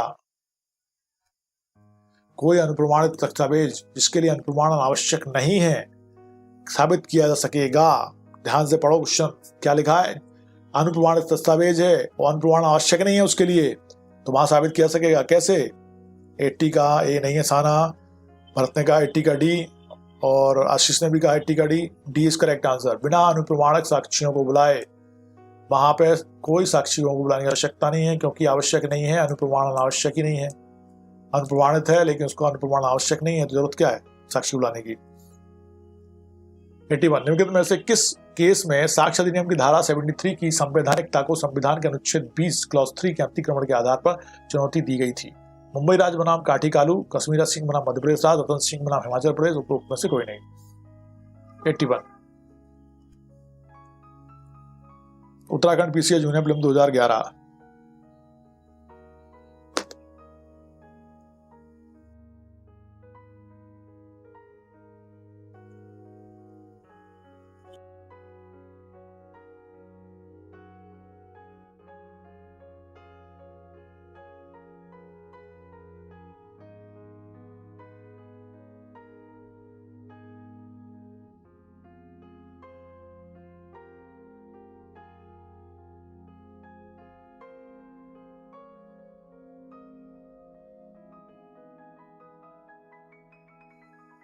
हाँ, आपने कहा 81 का ए, तो मतलब सबको पता है इसका आंसर। बहुत बढ़िया। ए इज करेक्ट आंसर। मुंबई राज बनाम काठी कालू, मुंबई राज बनाम काठी कालू के बाद में साक्ष्य अधिनियम की धारा 73 हस्ताक्षर लेख या अंगुली छाप की तुलना किया जाना की संवैधानिकता को संविधान के अनुच्छेद 20 क्लॉज 3 के अंतर्गत अतिक्रमण के आधार पर चुनौती दी गई थी, जिसमें न्यायालय ने निर्णित किया कि किसी व्यक्ति के किसी गंभीर अपराध के लिए अनन्यता और पूर्णतः अंगुली छापों में एक रूपता होने के आधार पर किसी भी संपोषक साक्ष्य के बिना सिद्ध दोष ठहराना अत्यधिक असुरक्षित होता है। ठीक है, ओके। नाउ क्वेश्चन नंबर 82 काठी कालू। ओके आशीष। नाउ 82 लोक दस्तावेज बने थे भारत साक्ष्य अधिनियम की 1872 की धारा 72, 74, 73, 75 में। एक क्वेश्चन फिर से रिपीट हो गया, जल्दी से आंसर दे उसका। 82 का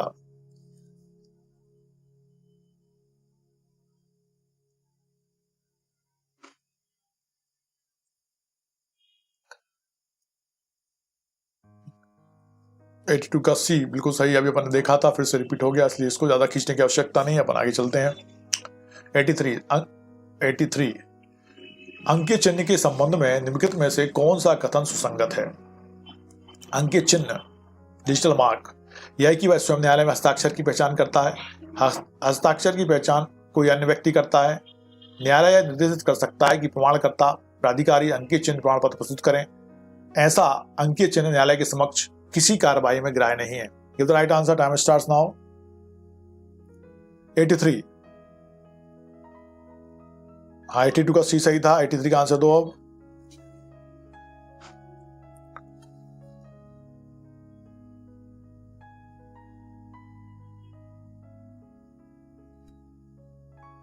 हाँ, 82 का सी सही है।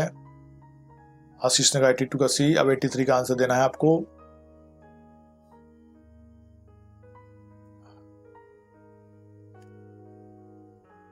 एटी 83 का आंसर दीजिए। इससे संबंधित प्रावधान को बता देता हूं जब तक मैं। इंफॉर्मेशन टेक्नोलॉजी एक्ट 2000 की धारा 17 के अनुरूप भारतीय साक्ष्य अधिनियम 1872 से में अंतः स्थापित धारा 73A के उपखंड का के अनुसार न्यायालय यह सुनिश्चित करने के लिए कि क्या अंकीय हस्ताक्षर व्यक्ति का अंकीय हस्ताक्षर है जिसके द्वारा वह किया गया तात्पर्य है। न्यायालय उस व्यक्ति या प्रमाणकर्ता प्राधिकारी को अंकीय प्रमाण पत्र प्रस्तुत करने का निर्देश दे सकेगा। तो 73 का क्या हो जाएगा? 83 का आंसर आपने क्या दिया है? सी आंसर दिया है और सी आंसर बिल्कुल सही है। न्यायालय यह निर्देशित कर सकता है कि प्रमाणकर्ता प्राधिकारी अंकीय चिन्ह प्रमाण पत्र प्रस्तुत कर दे। तो यहाँ पे ये प्रमाणित कर दिया जाएगा, तो वो प्रमाणित हो जाएगा। ठीक है, 84 आ जाता है हमारा। वो कहता है हमारा एक दस्तावेज जिसका प्रमाणित होना विधि द्वारा अनिवार्य है प्रमाणित किया सकता है साक्ष्य अधिनियम की धारा 68 के अंतर्गत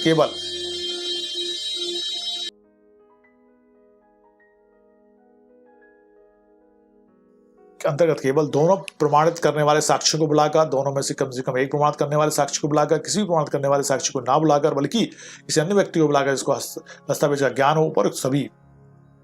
बताइए 84। झारखंड सिविल जज प्रीलिम 2012।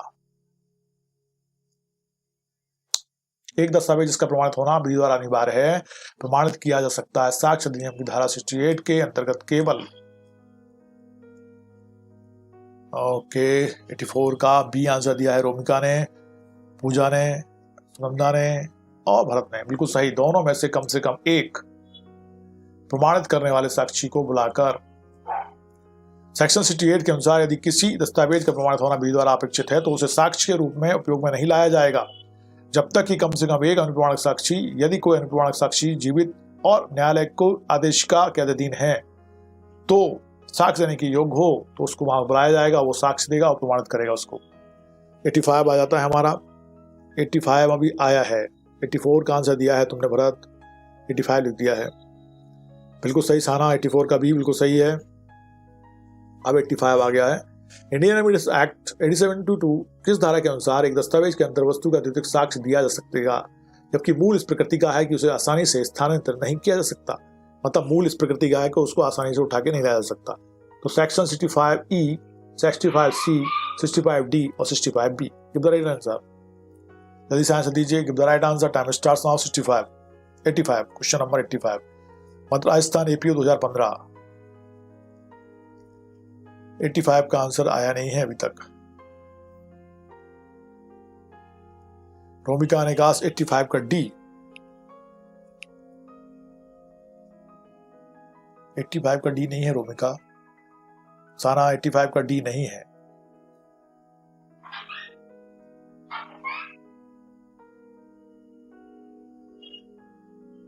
एट्टी फाइव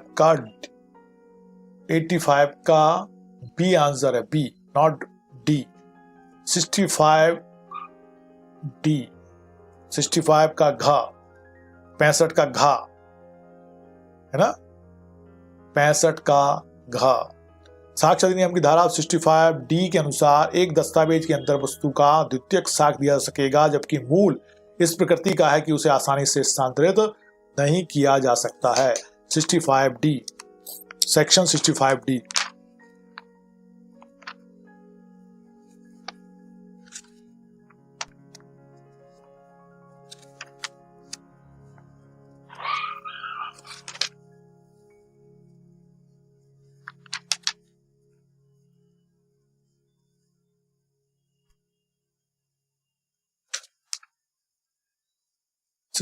का D. When the original is of such a nature as not to be easily movable. 65 का D. D is correct answer. 85 का B आंसर बिल्कुल सही है और सेक्शन 65D यहाँ पे सही है ना, इसको देख लेना। और 65 के जो सारे क्लॉज हैं वो देखना। 65 में A से लेके G तक है, वो सारे आपको देखने हैं ध्यान से। Now question number 86। निम्नलिखित में से किस मामले में अंकीय हस्ताक्षरों को साबित करना आवश्यक है? सुरक्षित अंकीय हस्ताक्षर के मामले में यदि हस्ताक्षरकर्ता का अंकीय हस्ताक्षर इलेक्ट्रॉनिक अभिलेख पर लगाया जाना विकल्पित किया गया हो, उन सभी मामलों में जिनमें इलेक्ट्रॉनिक अभिलेख साक्ष्य प्रस्तुत किए गए हैं उपरोक्त सभी। बताइए जल्दी से। 86 UP lower supplement prelims 2004।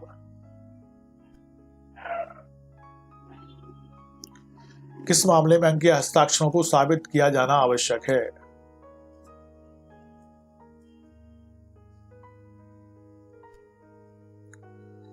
Welcome रूमिका। 86 का है, डी नहीं है, बी है, बी।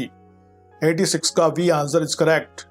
यदि हस्ताक्षरकर्ता का अंकीय हस्ताक्षर इलेक्ट्रॉनिक अभिलेख पर लगाया जाना अभिकथित किया गया हो तो वहां पे उसको साबित करना आवश्यक है, 86। भारत संविधान अधिनियम की धारा 67A के अनुसार सुरक्षित अंकीय हस्ताक्षर के मामले में के सिवाय यदि किसी हस्ताक्षरकर्ता का अंकीय हस्ताक्षर इलेक्ट्रॉनिक अभिलेख पर नियत किया गया अभिकथित किया जाता है तो इस तथ्य को साबित किया जाना चाहिए कि ऐसा अंकीय हस्ताक्षर हस्ताक्षरकर्ता का अंकीय हस्ताक्षर है। हाँ, क्वेश्चन नंबर 86 का पी कहा था, किसने कहा था? 86 का डी कहा था भरत ने, सनाना भी डी कहा था, भूमि ने कहा था 86 का बी और एडीजेड ने कहा था। भूमिका भी कह रही है 86 का B. Okay, now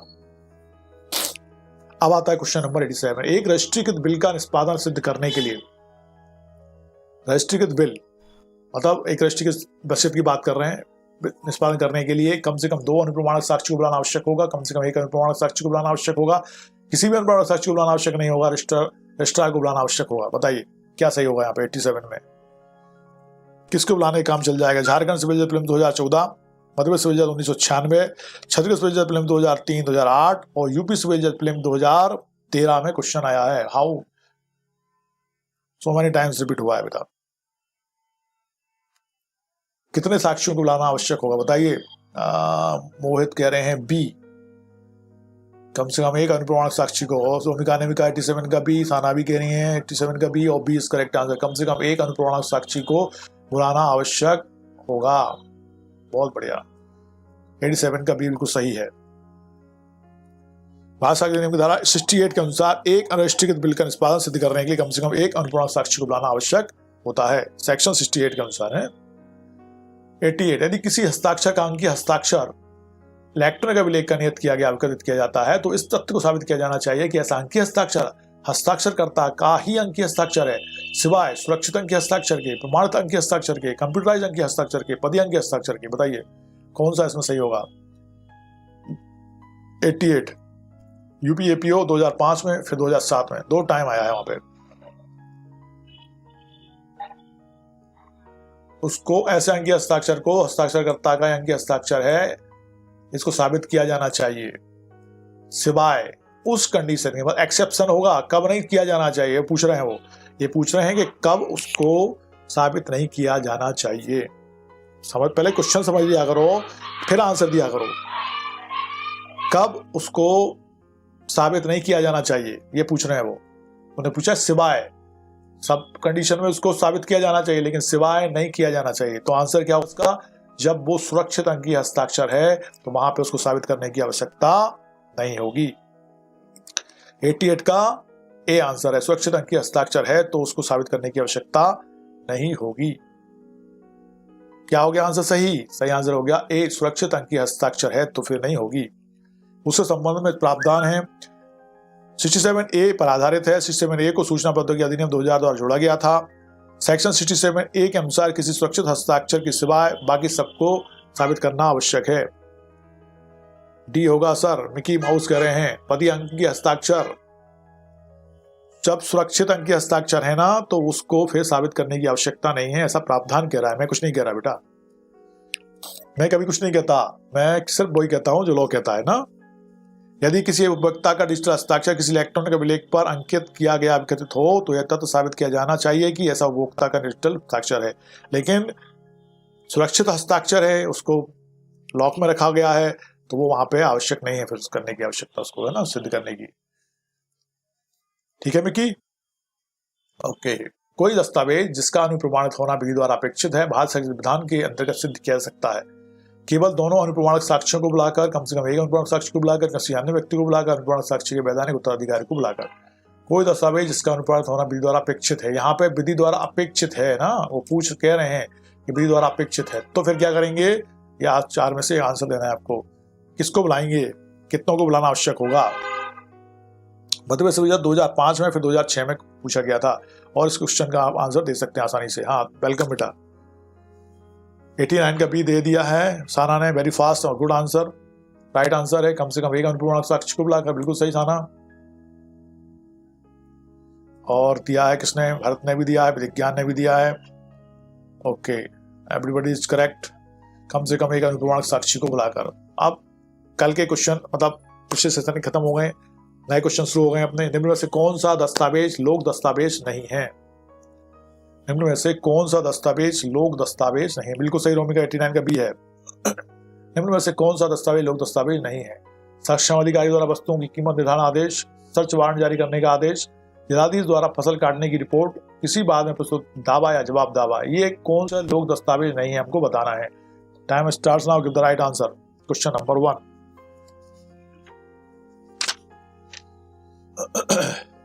Madhya Pradesh high education subject prelim 2011 में क्वेश्चन पूछा गया था। कौन लोक दस्तावेज नहीं है? फर्स्ट का डी कहा रोमिका ने, साना 90 का बी। 90 नहीं है वो, क्वेश्चन नंबर 1 आ गया है। D is the correct answer. Bharat ने भी कहा, विज्ञान ने भी कहा, मोहित ने भी कहा।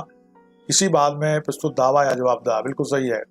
किसी बाद में प्रस्तुत दावा या जवाब दावा एक लोक दस्तावेज नहीं है। बाकी सक्षम अधिकारी द्वारा वस्तुओं की कीमत का निर्धारण का आदेश लोक दस्तावेज है। सर्च वारंट जारी करने का आदेश लोक दस्तावेज है। जिलाधीश द्वारा फसल काटने की रिपोर्ट एक लोक दस्तावेज हो गई है। बाकी सब लोक दस्तावेज नहीं है, ये दस्तावेज नहीं है ना। Question number 2। भारत साक्षरता अधिनियम की किस धारा में सार्वजनिक दस्तावेजों का उल्लेख है?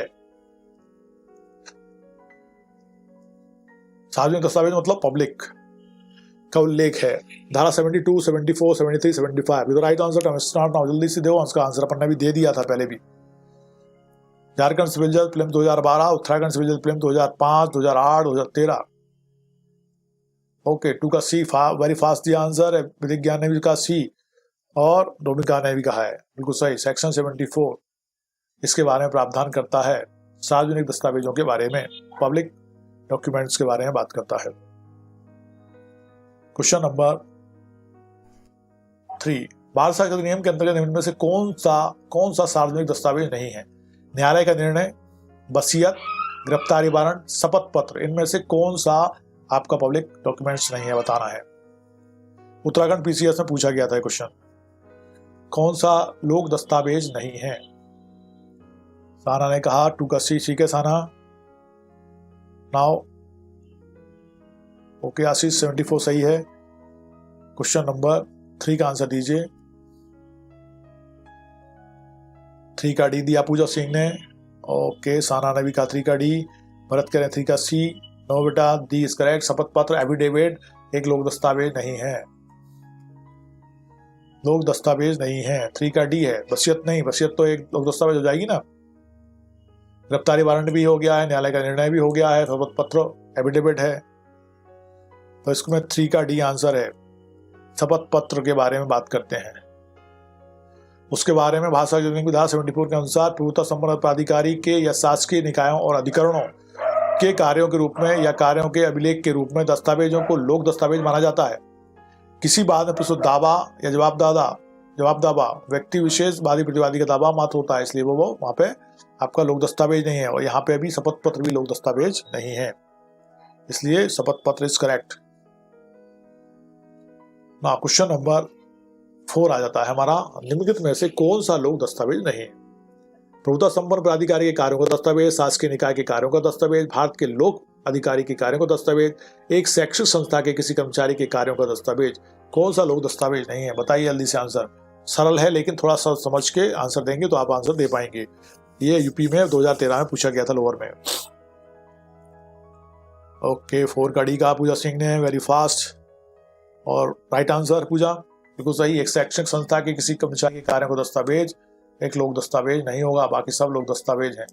प्रभुता संपन्न प्राधिकारी कार्यों का दस्तावेज है, शासकीय निकाय के कार्यों का दस्तावेज है, भारत के लोक अधिकारियों का दस्तावेज, सब लोक दस्तावेज हैं। मोहित ने भी कहा डी, ए टू जेड भी डी कह रहे हैं, और सबने सही आंसर दिया, सबको पता है मतलब। Okay, question number 5।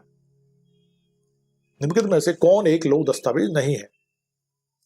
एक अपंजीकृत पारिवारिक बंटवारा, एक अपंजीकृत पारिवारिक बंटवारा, अपंजीकृत मतलब रजिस्टर्ड नहीं है जो, एक पंजीकृत विक्रय अभिलेख, एक उच्च न्यायालय का निर्णय, एक सिविल न्यायाधीश का निर्णय। अब इसमें आपको बताना है कौन लोक दस्तावेज नहीं है। 5 यह 2002 2013 में, उत्तराखंड पीसीएस जूनियर प्रीलिम्स में, उत्तरांचल सिविल जज 2002 में और यूपी एपीओ 2002 में पूछा गया था। 5 का आंसर दो फास्ट। भरत दुबे ने 4 का डी कहा, बिल्कुल सही है। पर भरत दुबे विधिक ज्ञान बेटा क्वेश्चन का इंडिकेट नहीं कर रहे हैं आप। 5 का ये भूमि बिल्कुल सही है। एक अपंजीकृत पारिवारिक बंटवारा, एक कौटुंबिक जो अपंजीकृत है मतलब रजिस्टर्ड नहीं है तो वो पारिवारिक बंटवारा एक लोक दस्तावेज नहीं होगा। बाकी पंजीकृत विक्रय अभिलेख और उच्च न्यायालय का निर्णय, एक सिविल न्यायाधीश का निर्णय, ये सारे के सारे तो क्या हो गए आपके लोक दस्तावेज हो गए, इसको छोड़ के। 5 का A answer is correct. Sana is correct. A to Z, Bharat, Mohit, विधिक ज्ञान, ठीक है। पूजा ने भी कह दिया। ओके, नाउ क्वेश्चन नंबर 6, कौन सा एक सार्वजनिक दस्तावेज नहीं है? विदेश के कार्यों का रिकॉर्ड बनाने वाले दस्तावेज, न्यायालय का रिकॉर्ड बनाने वाले दस्तावेज, राज्य का रिकॉर्ड बनाने वाले दस्तावेज, एक राज्य के राज्यपाल द्वारा लिखित वसीयतनामा के रिकॉर्ड से संबंधित दस्तावेज। बताइए यहाँ पे question number 6।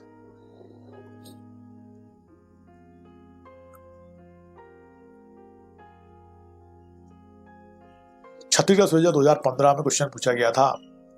Question number 6,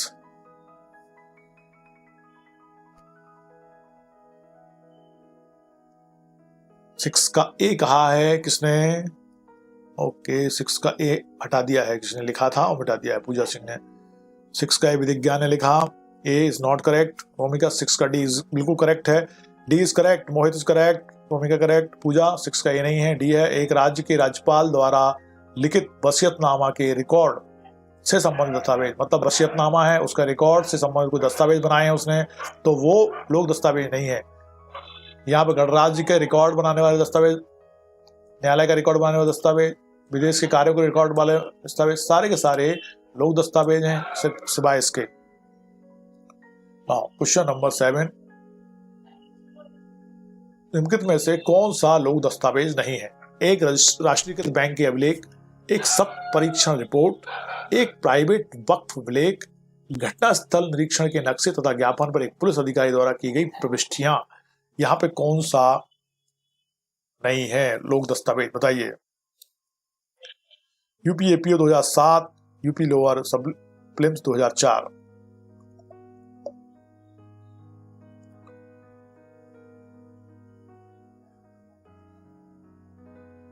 welcome भूमिका। 7 का सी,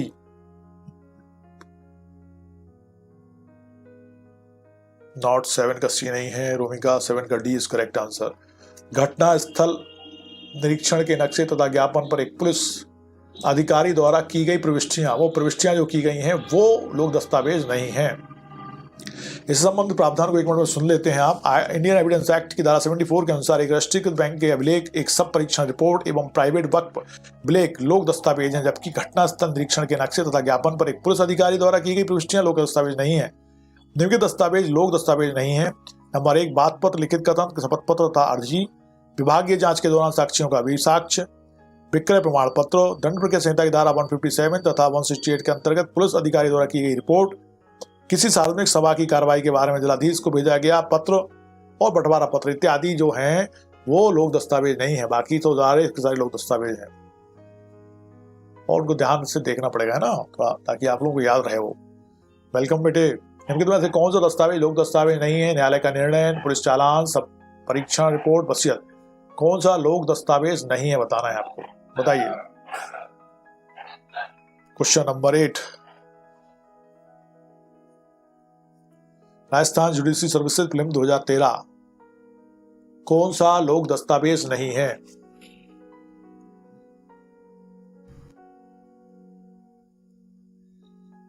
रोमिका ने कहा 8 का बी। आप कोई आंसर दे उससे पहले मैं आंसर देना चाहता हूं उसका। इसमें सारे के सारे लोक दस्तावेज हैं। न्यायालय का निर्णय, अरे न्यायालय का निर्णय लोक दस्तावेज है, सब परीक्षण की रिपोर्ट लोक दस्तावेज है, पुलिस का चालान एक लोक दस्तावेज है, वसीयत भी एक लोक दस्तावेज है। क्वेश्चन में आया था जब ये, तो वहां पे इसको गलत कहा गया और उसको आंसर सबको इसका नंबर मिले। न्यायालय का निर्णय, पुलिस चालान, सब परीक्षण रिपोर्ट, वसीयत भारतीय साक्ष्य अधिनियम की धारा 74 के अंतर्गत सारे के सारे लोक दस्तावेज हैं, इसलिए आंसर मत दो। यहाँ पे आंसर मत दो आप, है ना। यहाँ पे सारे के सारे लोक दस्तावेज हैं। ऑल जो सारे हैं ना वो लोक दस्तावेज हैं। कैसे हैं? लोक दस्तावेज। राइट आंसर क्या है? सारे के सारे लोक दस्तावेज हैं। ऐसा कभी क्वेश्चन एग्जाम में आ जाए तो आप उसमें क्रॉस करवा सकते हैं एप्लीकेशन के माध्यम से, और यदि वो क्वेश्चन गलत पाया जाता है तो उसके नंबर आपको मिलेंगे या उस क्वेश्चन को हटा दिया जाएगा, उसके आधार पर मार्किंग होगी। फिर निम्नलिखित में से कौन लोक दस्तावेज है?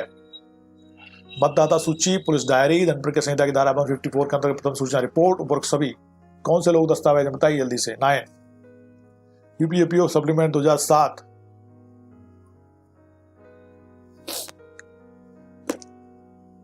Okay, all public documents. Okay, 9 का डी बिल्कुल सही। ऑल सभी के सभी कैसे हैं? ऑल पब्लिक डॉक्यूमेंट्स हैं। मतदाता सूची, पुलिस डायरी, सीआरपीसी की 154 मतलब एफआईआर है ना, बिल्कुल सबने सही आंसर दिया है। Okay nice. क्वेश्चन नंबर 10 है, इंडियन एविडेंस एक्ट 1872 के अधीन किसी लोक दस्तावेज को साबित किया जा सकता है मौखिक साक्ष्य के द्वारा, दस्तावेज को देने वाले के शपथ पत्र द्वारा, प्रमाणित प्रतिलिपि द्वारा, उपरोक्त में से नहीं। लोक दस्तावेज को साबित किया जा सकता है। 10 उत्तराखंड एपीओ 2016। लोक दस्तावेज को साबित करने के लिए क्या देना पड़ेगा हमको? मौखिक साक्ष्य, दस्तावेज को देने वाले के शपथ पत्र, या प्रमाणित प्रतिलिपि देंगे, या कोई नहीं? क्या देना पड़ेगा हमको उसको साबित करने के लिए? 10 का आंसर दीजिए। 9 का डी हो गया, ठीक है।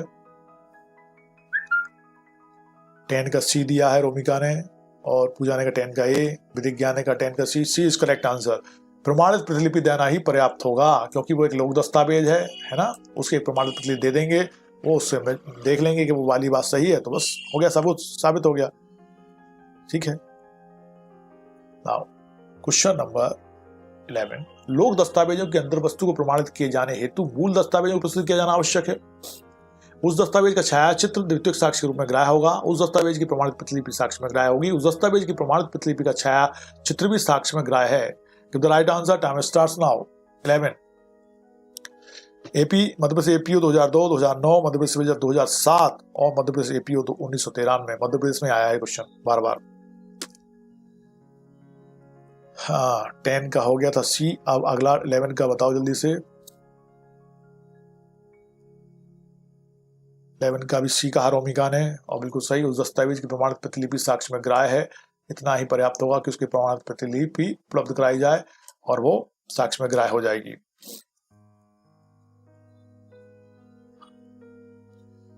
लोक दस्तावेजों के अंदर वस्तु कंटेंट्स को प्रमाणित किए जाने हेतु उस दस्तावेज की प्रमाणित प्रतिलिपि साक्ष्य में ग्राह्य है जिसकी वह प्रतिलिपि होना तात्पर्य है। Section 77 of Indian evidence act. Welcome. Sana ने क्या कहा था, मिटा भी दिया। 11 का सी है साना। क्वेश्चन नंबर 12, भारतीय साक्ष्य अधिनियम की किस धारा में प्रमाणित प्रतियों के असली होने के बारे में उपधारणा दी गई है? 78, 79, 70 और 80 ऑफ इंडियन एविडेंस एक्ट। बताइए आंसर। मध्य प्रदेश एपीओ 2008 किस सेक्शन में इसके बारे में बात की गई है?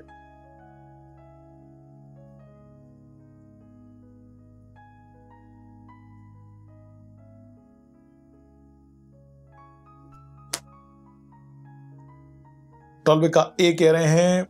ओके, रोमिका ने कहा टॉल्वे का सी। सी इज करेक्ट आंसर। विवेक ज्ञान टॉल्वे का सी है। वंदुबे ने टॉल्वे का सी कहा। अमजद टॉल्वे का सी है। पूजा ने भी टॉल्वे का सी कहा है। 79 सेक्शन 79 इस बारे में प्रावधान करता है, प्रमाणित प्रतियों के असली होने के बारे में अवधारणा की जाती है। सेक्शन 79 कहता है इस बारे में।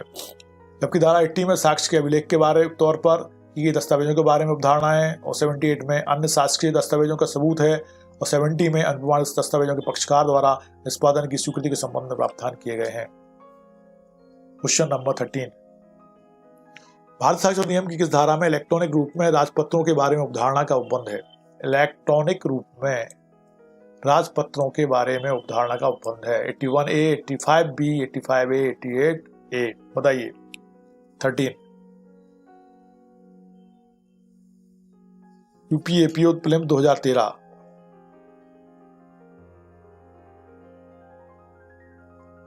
थर्टीन का आपने आंसर दे दिया है क्या? नहीं दिया है। 13 का सी ए दिया है पूजा ने। साना ने 13 का ए कहा। अमजद ने 13 का ए कहा। ओमिका 13 का डी कहा है। ए है बेटा ए।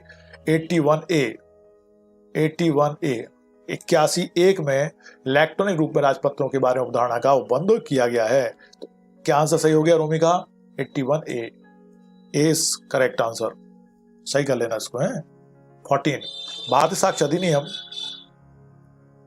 की धारा 81 यह उपबंध करती है कि प्रत्येक दस्तावेज जो सरकारी गजट होना तात्पर्य है कि मौलिकता न्यायालय द्वारा उद्धारित की जानी चाहिए। इसका यह अर्थ है कि न्यायालय को उसे नासाबित करने हेतु किसी साक्ष्य की अनुमति नहीं देनी चाहिए। न्यायालय उसे साबित करने के लिए यह कह सकता है। न्यायालय यदि उचित समझे तब उसकी मौलिकता को सिद्ध मान सकती है। न्यायालय को उसकी मौलिकता सिद्ध हुई माननी चाहिए जब तक कि वह नासाबित नहीं कर दी जाती है।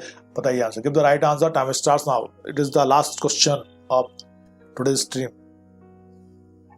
14 MPAPO 1995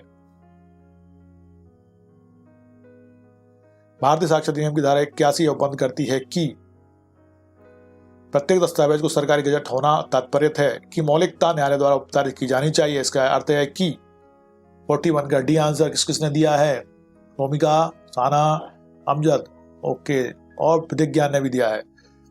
तो उसका पैरा धारा 4 पैरा 2 के अनुसार जहां कहीं इस अधिनियम द्वारा यह निर्दिष्ट है कि न्यायालय किसी तथ्य की अवधारणा करेगा, जब तक वह नासाबित नहीं किया जाता वहां न्यायालय ऐसे तथ्य को साबित मानेगा। अतः न्यायालय को उसकी मौलिकता सिद्ध हुई माननी चाहिए जब तक कि वह नासाबित नहीं कर दी जाती है। तो ये सेक्शन 14 का क्वेश्चन 14 का आंसर क्या है? डी। न्यायालय को उसकी मौलिकता सिद्ध हुई माननी चाहिए जब तक कि वह नासाबित नहीं कर दी जाती है। राइट आंसर क्या हो गया? डी। ओके, नाउ कल मिलेंगे अपन सेक्शन क्वेश्चन नंबर 15 से आगे, और तब तक के लिए टेक रेस्ट, कीप डिस्टेंसिंग, स्वास्थ्य का ध्यान रखें, पढ़ाई में लगाया करें, और लाइक शेयर और कमेंट्स करते रहें।